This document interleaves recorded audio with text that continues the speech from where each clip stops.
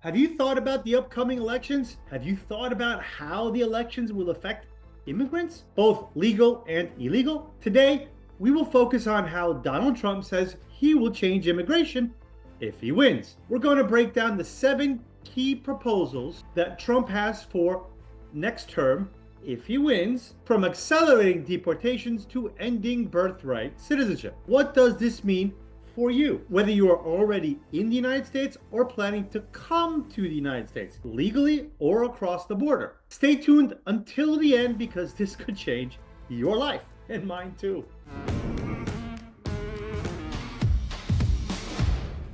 Get ready to leave because you will leave very quickly. These were Trump's words regarding his plan to expand accelerated deportation if he returns to the White House. Proposal number 1, expanding accelerated deportation. The goal? To deport hundreds of thousands of immigrants who've arrived under Biden's programs, such as humanitarian parole and CBP-1, which currently allow the entry of immigrants from countries like Venezuela, Cuba, Haiti, and Nicaragua. Under these programs, migrants receive a temporary 2-year permit to stay in the United States. But Trump has made it clear that he would immediately cancel these programs, warning, "They will leave, I will revoke it, they will not be able to stay," end quote. In the last 2 years alone, more than 1.3 million people have entered the country thanks to these measures, something Trump wants to eliminate and reverse. Trump says he will use war powers, relying on Republican governors and even military forces. Can he do it? Maybe. But these plans will face enormous legal, logistical, and financial challenges. His approach also includes ending the orderly entry that has been achieved with the use of CBP-1, a digital platform created in 2020 that facilitates legal entry and asylum applications. This program has allowed more than 530,000 migrants to enter the U.S.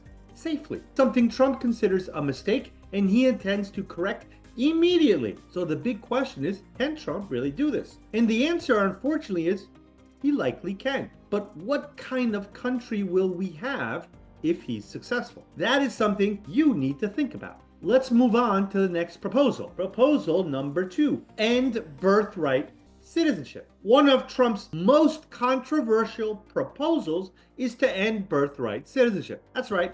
If you're born in the United States, you automatically become a U.S. citizen regardless of your parents' immigration status. This comes from the 14th Amendment of the U.S. Constitution. Trump has talked about this before. He argues that immigrants come to the United States illegally to have anchor babies, so that these new citizens can apply for their parents to stay in the U.S. legally. The reality is, a U.S. citizen child could file for his or her parents after she's 21 and only if she entered the country legally. In fact, he ignores. So his solution will have negligible impact on immigration, but it will change America forever. Those children who grew up here, are educated here, and speak English natively will now be subject to deportation? That is the America that Trump wants? You want that? Amending the 14th Amendment cannot be done with just an executive order. If he tries, there will be legal challenges and they will succeed. However,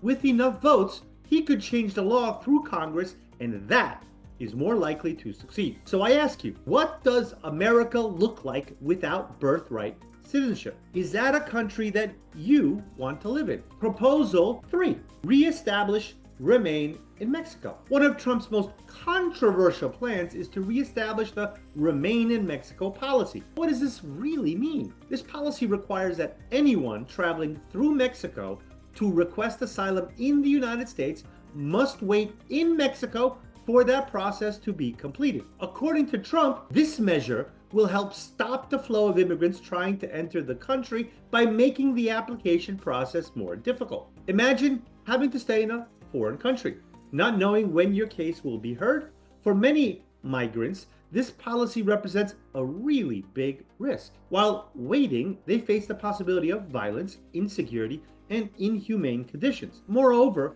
reestablishing this policy also means that many families will be separated. If one family member seeks asylum in the United States, the others could be stuck in Mexico. Is this really what we want for those seeking a better life? It's important to remember that reestablishing remain in Mexico will trigger legal battles. However, that seems to happen no matter what we do. Did you have any experience with the Remain in Mexico program?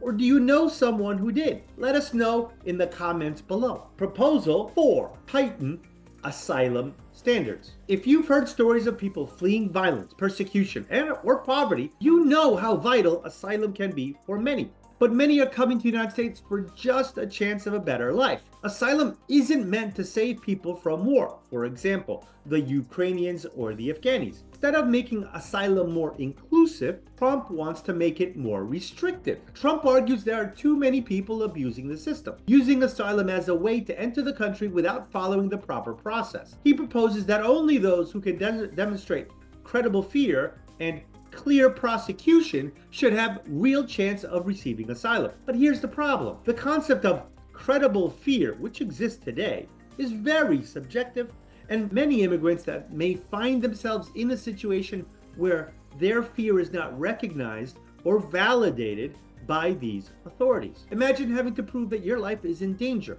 with difficult to obtain evidence while facing an already overwhelmed system. Tightening standards will leave thousands of vulnerable immigrants without the protection they need. What Trump wants to do is eliminate asylum so only a select few will qualify. Are you okay with that? Are you? Do you want an America where asylum is only for the few? Have you or your family had any experience with the current asylum process? How was it? How did you feel while going through that process? Let us know in the comments below. Proposal 5. Safe third country agreements. The idea is simple. Trump wants to get rid of asylum. Period. What are third country agreements? This would apply to all countries other than Canada and Mexico because they border the United States. If you travel through a safe country to get to the United States, you must first apply for asylum in that country. If you don't, you will be denied the opportunity to seek asylum in the United States. Since most asylum seekers in the United States, at least for the last decade, are not from Mexico or Canada, this would eliminate asylum in America overnight. For most people to seek asylum in the United States, they have to go through Mexico, since they're coming from south of the border. This may sound good in theory, but in practice, it raises several issues. What happens if the third country isn't actually safe? This would likely just force immigrants to attempt to enter illegally without applying for asylum. And let's not forget, in the past, these agreements have faced legal challenges, so the actual implementation could be complicated. Let's call it what it is: another attempt to destroy America in the United States. Is that what you want for your friends or family? Does America value immigrants? That is the real question in this election, at least for me. What do you think? Should we be removing legal paths to immigrate to the United States like asylum? Let me know your thoughts, and please ask your friends and family what they think. Share this video wildly because it is so very important that all immigrants and their families understand what this election means for immigrants. People like you and me. I may not look it, but I wasn't born here either. Proposal 6. End catch and release. Trump's next proposal focuses on eliminating the process known as catch and release. This system allows migrants who cross the border and are detained to be released under certain conditions while waiting for the immigration court proceedings. According to Trump, this approach is ineffective and creates a wide open door situation at the border. The problem here is that many migrants find themselves in risky situations, waiting months or years, and then some more years, and yet more years for their hearing.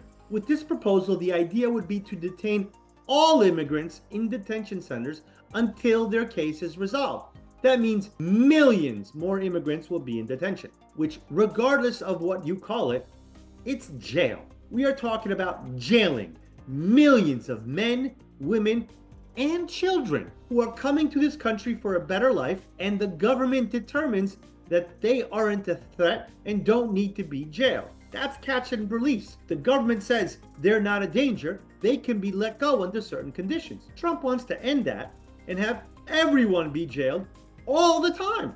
Asylum seekers and others are given the opportunity to work, rebuild their lives and contribute to the community while they wait for their court case, which means they pay taxes. By eliminating catch and release completely, we would be looking at a future where they are not contributing to society and they only increase the costs since they need to be fed, housed, and secured, in jail. What do you think? Should we end catch and release? Should everyone just be put in jail until their case is heard? Share your thoughts with us and everyone before the election. Proposal 7. Complete the border wall between Mexico and the United States. During his first term, Trump made the wall a symbol of his approach to immigration, promising it would be a big, beautiful, and would stop unwanted immigrants, and most importantly, Mexico would gladly pay for it. Remember that? Now he's highlighting this idea again, promising to finish the wall's construction if he returns to the White House. However, the wall has been, shall we say, a little bit controversial, not just because of its cost and the way it divides communities, but also because many experts question its effectiveness. I personally am not against a wall between Mexico, the United States, or the US and Canada. Secure borders are important. But would building a wall make us safer? There are many ways to get around, under, or over a wall. The issue becomes about border security and the control of border security, of which a wall is just one component. After all, it's hard to build a wall around rivers, deserts, and mountains throughout the entire almost 2,000 miles. That's a big wall. Trump argues that a complete wall would guarantee a safe border. Would it? Sometimes simple solutions are best, but there often aren't simple solutions to complex problems. Building a wall is part of the solution, but only that. However, it's easy to talk about. A wall is easy to explain, just don't expect it to do what is promised. You know, like having Mexico pay for it. These 7 proposals are game-changing. They will dramatically change immigration in the United States and affect almost every aspect of our society. It should be obvious to you, as it is to me, that the future of immigration is at stake. It's crucial that as a community, we stay united and positive. While we face challenges, our strength lies in solidarity and mutual support. Remember, we are in this together. Let's continue to fight for a future where each of us has the opportunity to thrive and live without fear. Let's keep faith in positive change. Please share your comments and this video with anyone who can vote in the coming election. Let them know how important this issue is for you and your community. Tell your representative in Congress and in the Senate what this means for you and how important it is to you. You can make a difference. It might only take one vote to make that difference. Maybe it's yours. Hey, did you like the video? I invite you to watch another video where I share more tips on how to protect your reputation as an immigrant. Until next time.